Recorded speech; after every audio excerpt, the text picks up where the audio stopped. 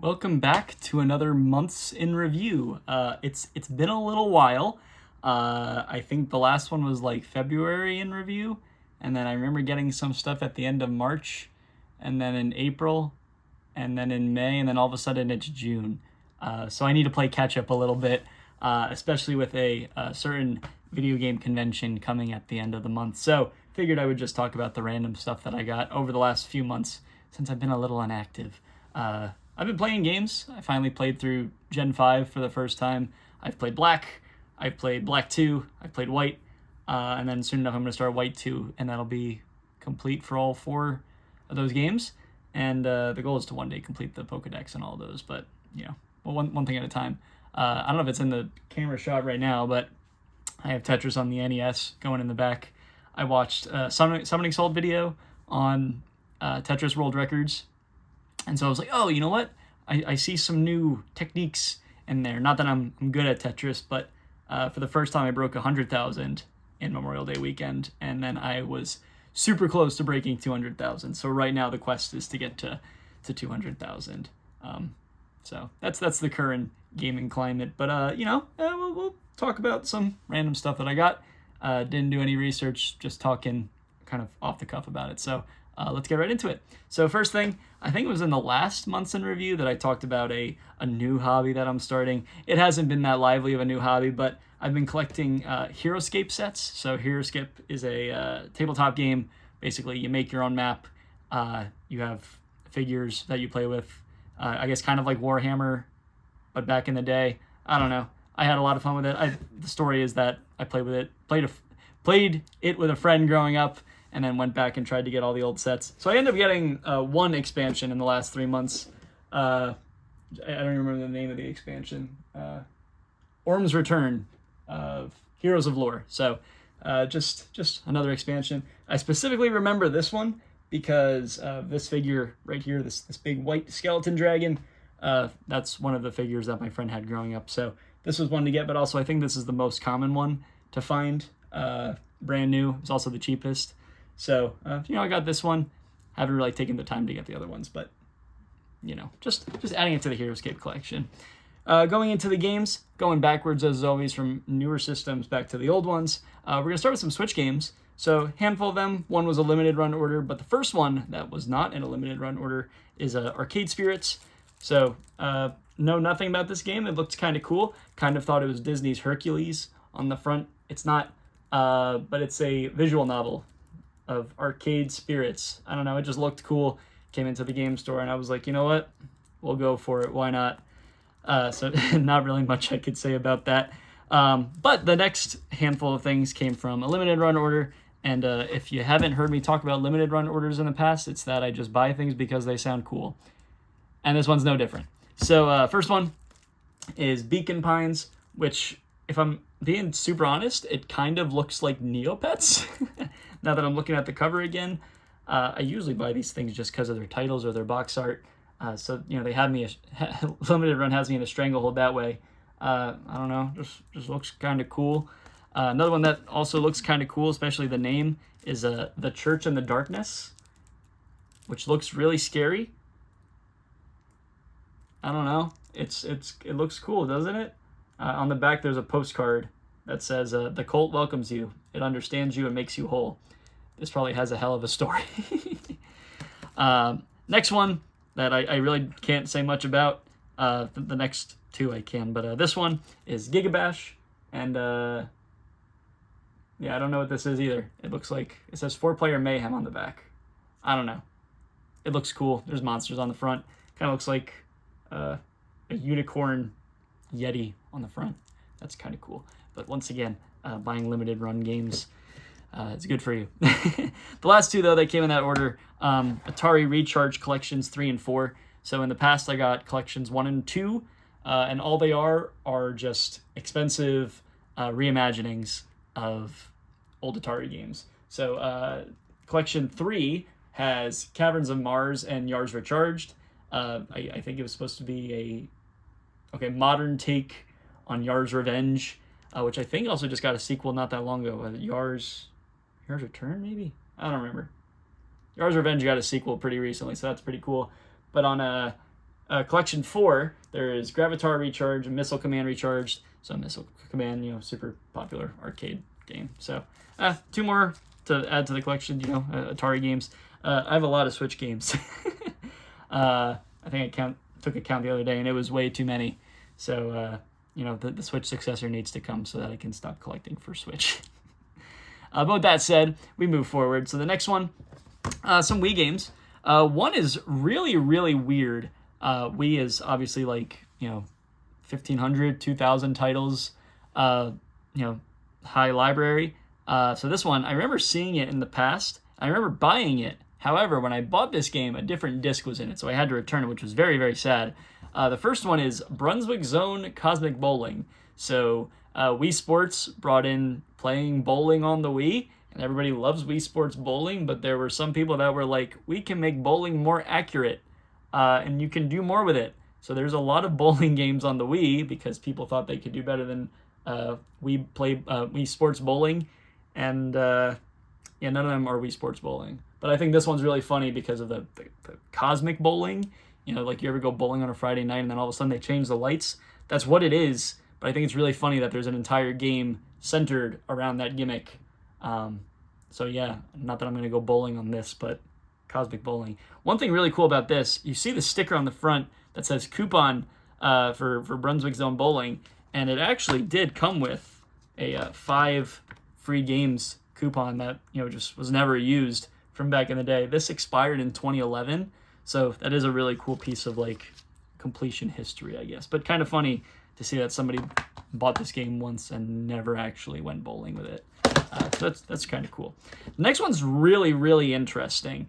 So in China, video games are banned, and they were banned for a while. I think it's starting to come up, but at the time, in the mid 2000s, no, I think it started in the late 90s, maybe early 2000s, but the Chinese government and Nintendo brokered a deal to bring some games to China so that the people of China could play video games.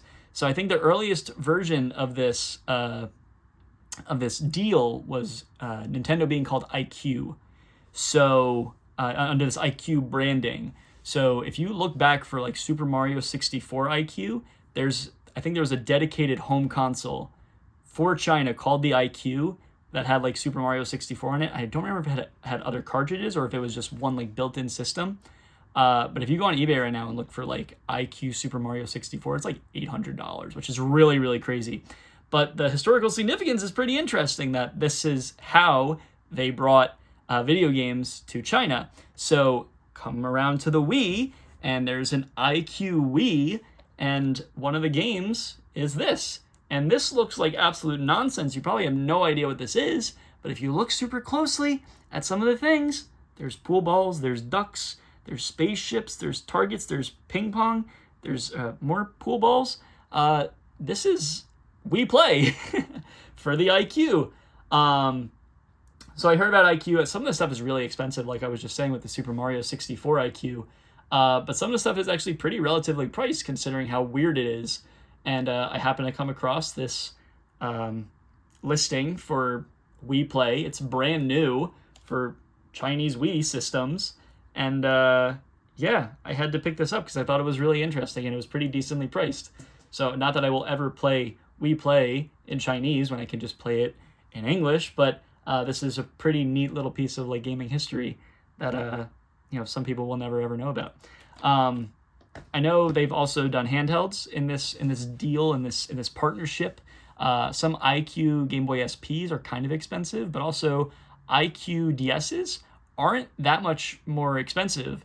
You could probably get a DS here, a regular DS Lite for $50, but you can get an iQue DS Lite for under $100, which is really weird considering they were never even supposed to leave China. So kind of interesting. That's a thing that I'll come across as I go in collecting, but for now, it is cool to just get one single piece of that.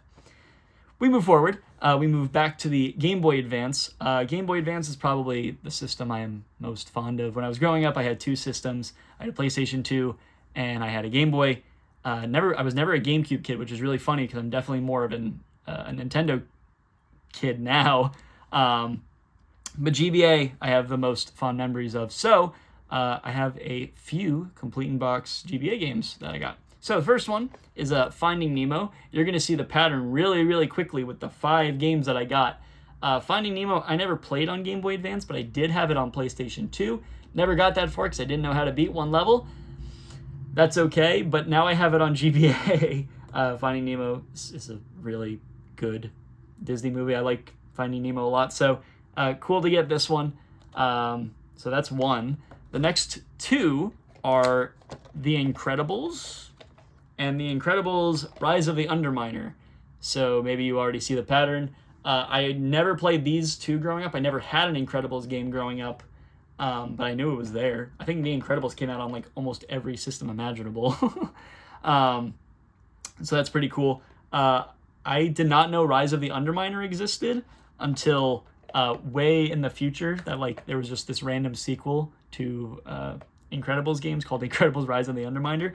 There's actually a similar sequel to Finding Nemo games. I can't think of what it's called, but there is a sequel to Finding Nemo, even though there wasn't a sequel to Finding Nemo until Finding Dory in like 2016. But there's like GBA games of a sequel to Finding Nemo. So that's kind of funny, kind of interesting.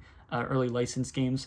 Another one to add to the list, not necessarily a new game for me, but I did get a complete in-box copy of Lion King 1.5.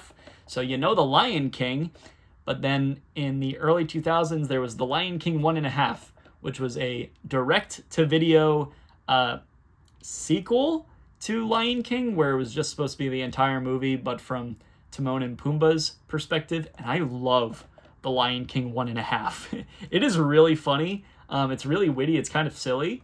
So I strongly recommend going to watch it if you have Disney Plus, because it's really good. But then there was a single Lion King 1.5 game on all systems ever. One single game on GBA. I had a loose cartridge before, but in this lot that is I very clearly got of Disney GBA games, this was in it. So it was cool to get a complete copy. The last one from that lot is one I actually did play growing up. All 4 of those games I did not play growing up, but this one I did. I actually had it in Japanese, but we're going to come back to that, so a little bit of foreshadowing. This one is Monsters, Inc. on the GBA. All of these movies I loved growing up. Finding Nemo, The Incredibles, Lion King, and Lion King 1.5, and Monsters, Inc. I loved all of them growing up. I very specifically remember having a VHS tape of Monsters, Inc. that I think was in orange or some weird color. It wasn't just a plain black VHS. And so my family got me Monsters, Inc. on the GBA, and I played it. And the entire thing is just a collect-a-thon, where your entire goal in the level is to collect puzzle pieces, to eventually collect all the puzzle pieces to beat the game. I never finished it because my pea-sized brain when I was a child did not understand what was happening. So, I liked it. I just didn't know what I was doing, but I did enjoy it. So I got it back not that long ago. I had a loose copy, and then now I have a complete copy. But this one's really, really cool. One very specific memory I have is that when I was selling my DS Lite for a DSi way back in the day. Obviously, that's a bad decision now, but little kid didn't know that. So I remember because the DSi didn't have a GBA slot, I had to sell all my GBA games to move from a DS Lite to a DSi. So Monsters, Inc. was one of those games that I sold. And I remember seeing the GameStop receipt where they said I got 3 cents for Monsters, Inc. on GBA. 3 cents is crazy to sell a game for. So that was kind of funny. But yeah, now I have it back in all its glory. I would actually like to play this game in the near future because I actually understand what's happening. So maybe that will come in the nearest future. At least I'm playing games. You know, talked about the Pokemon Gen 5 and Tetris. I also want to play Ape Escape 3 soon, so we got to play some games this summer. Okay, moving further backwards, we're going to go to PS2. So PS2, I have one game for it that is new, and it's kind of a weird one, so let me explain. This is F1 2002, but not just any F1 in 2002. If you know me, I know nothing about racing, especially not Formula 1, besides Mario Kart. That's the only racing I know. But this is F1 2002 in Finnish. It's a Finnish copy of F1. It randomly appeared in a seller's listing list. I was looking at some of his other stuff. Obviously, it is Finnish. It came from overseas. So I was like, well, I don't want to buy just one game, and I didn't want to buy just these other ones. So I asked the guy, I was like, do you mind making a deal for all of these things? And he said yes. So this is kind of funny to randomly have this thrown in with the next thing you're about to see, which isn't PS2. But yeah, Finnish F1 2002. I can't play the game. It's PAL region. I only have North American and Japanese PS2s. So just kind of funny. Also, I'm looking at the back, and it says English text, but Finnish manual. But there's no manual in here, so it's kind of sad. But everything on the box is in Finnish. So it's kind of funny to see F1. Not that it's not popular in Finland, but it is funny to see it. Kind of a weird thing to add. But the real reason I asked the guy to make a deal was for the following things that you see. So I think I've mentioned in the past that I have been collecting some PC games. We are not getting out of hand collecting PC games. No, sir. But some weird ones, or a lot of games that I grew up playing. So I don't think I've shown any of those off in any videos in the past. But this one, for a different reason. So I've talked about Moomin in the past. Moomin is started as, oh gosh, I can't remember the story behind it. It's a media franchise, way more popular in Europe, also very popular in Japan. And I know about Moomin because we had an old family friend who was from Finland, and she was obsessed with Moomin growing up. Like, that was her thing growing up. Same thing as like SpongeBob would be our thing, right? Not that the rest of the world didn't have SpongeBob, but you know what I mean. So I was like, I wanted to collect the Moomin games. I am missing 2 Moomin games on regular consoles. I'm missing one on the DS and a Japanese version of the Game Boy Color game. But I stumbled across these when you're on eBay searching for Moomin video games. So I have no clue what any of these say, but I got 4 Moomin PC games, all from the same seller.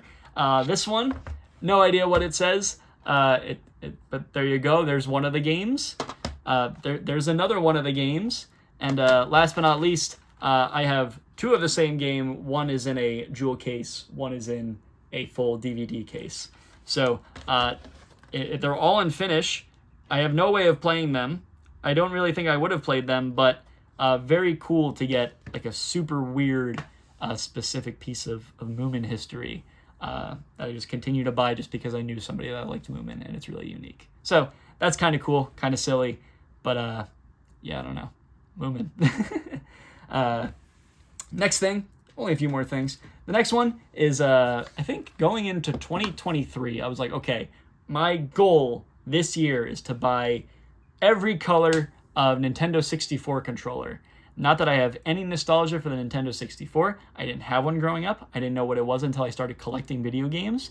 But it is very charming how the Nintendo 64 controller library has all sorts of really, really cool colors. Some of them really, really expensive, but still really, really cool.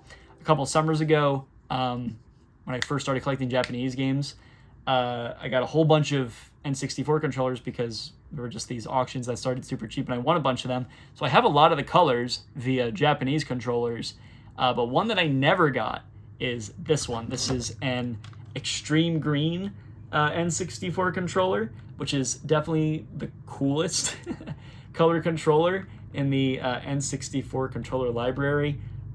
It finally came into the game store that I go to, and I had to pick it up right away. This is just really, really cool. I love this color. I mean, if you know me, I love green. It's like yellow green. It's translucent. So if there's if I was to hang my hat on one N64 controller, besides my banana controller, it's probably this one. So this is really freaking cool. So I'm glad to have this now. So originally this video was going to end with me showing this one last item, but then a certain friend gave me 2 more things to talk about as my like hallmark of the last few months of collecting. So I never had a 3DS. By the time the 3DS came out, I was already like, video games, I'm too cool for video games. I definitely wasn't cool in school, but I was too cool for video games. Or I think I was more obsessed with playing like PlayStation as opposed to Nintendo, so I never had a 3DS.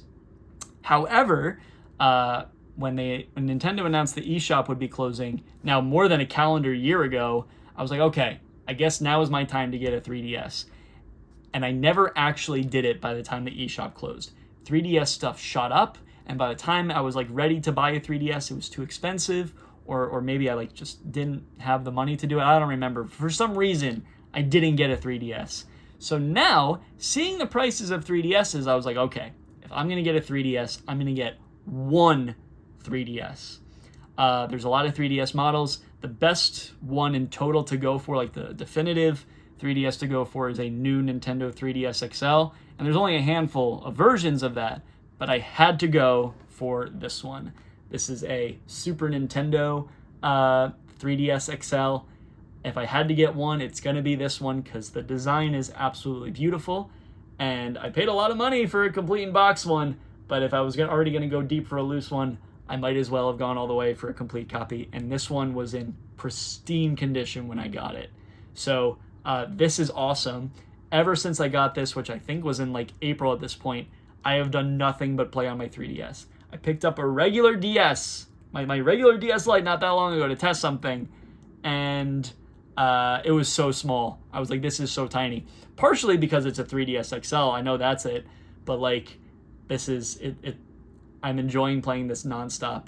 I didn't buy it just to collect it. I bought it because I wanted to play 3DS games, and the goal is to play Pokemon X and Y before the new Legends game comes out in 2025. So this is how I was supposed to end the episode with, because this is just a really cool piece.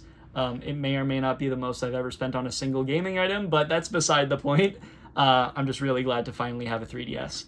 And I probably won't collect many 3DS consoles. I'll probably eat my words on that at some point.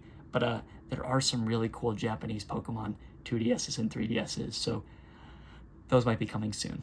But we finally do end the episode with two more items. So one of my friends from school, her name is Taylor. Taylor happened to go to Japan in the recent past. I think she came back in May, or maybe it was in April, and I just hadn't seen her until then.